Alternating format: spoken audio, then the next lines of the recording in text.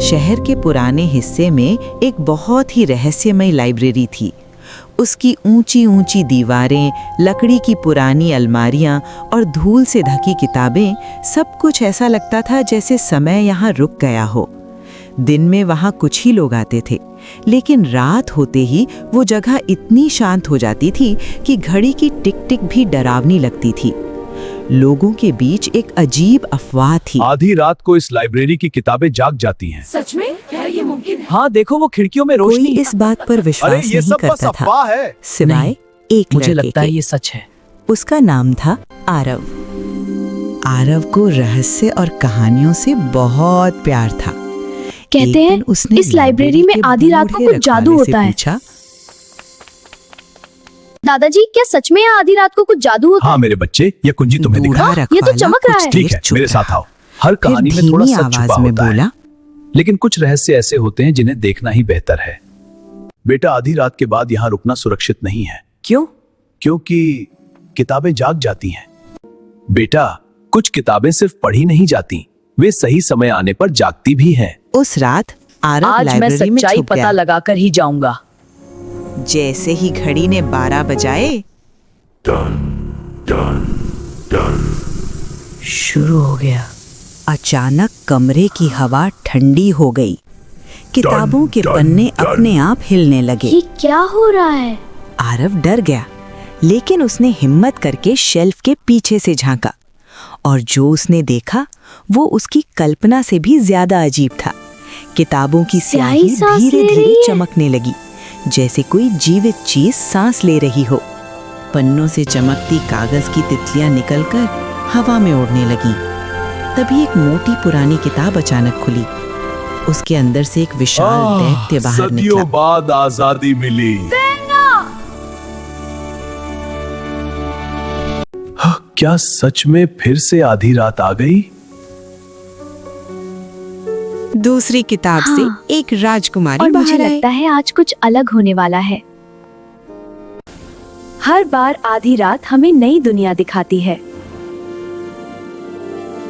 अचानक एक काली किताब से एक रहस्यमयी छाया बाहर आई।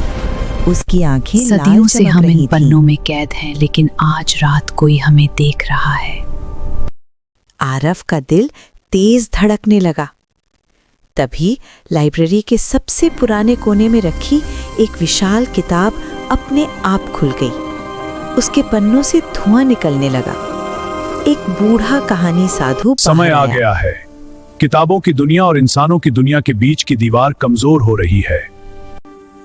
लेकिन ऐसा क्यों हो रहा है?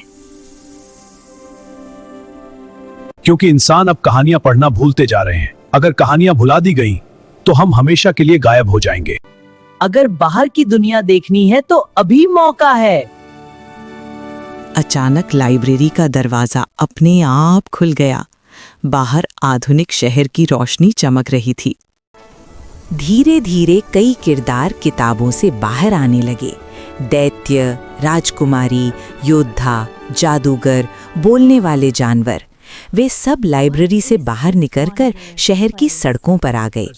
शहर की चमकदार लाइट्स देखकर सब हैरान थे। एक कार तेजी से ये गुजरी। लोहे के रथ बिना घोड़े के कैसे दौड़ रहे हैं? लोमड़ी एक दुकान के सामने रुक गई, जहां बड़ी स्क्रीन लगी थी। स्क्रीन पर एआई का चेहरा दिखाई दिया। स्वागत है कहानी की दुनिया के मेहमानों। तुम कौन हो? मैं नई दुनिया का जादू हूँ, जहाँ कहानियाँ किताबों से निकलकर स्क्रीन पर जीवित होती हैं। कल्पना तभी अचानक दुनिया वही काली अंधेरी। छाया शहर में फैलने लगी। पूरा शहर अंधेरे में डूबने लगा। लोगों की कल्पनाएं, सपने सब गायब होने लगे। आरव आगे आया। अगर कहानियां भूल दी गई तो मैं इस दुनिया को अंधेरा बना दूंगा। कहानियाँ कभी खत्म नहीं होंगी। मैं हर कहानी पढ़ूंगा और सबको सुनाऊंगा। अचानक उसके हाथ में पकड़ी किताब चमकने लगी। किताब से हजारों चमकती तितलियां निकलकर आसमान में उड़ गईं। उनकी रोशनी से काली छाया कमजोर पड़ने लगी। जब तक वह लोग धुएं कहानियां की तरह पढ़ेंगे मैं गायब हो कभी गई। नहीं जीतूंगा।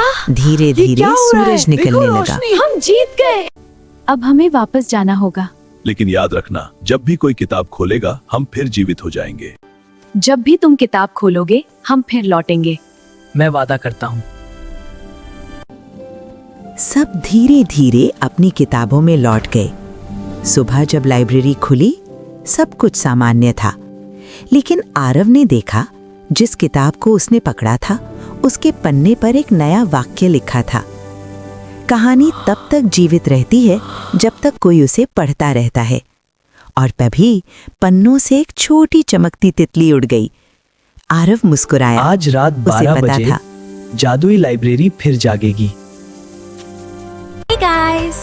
Please subscribe my channel and support me! Don't forget to click the bell icon!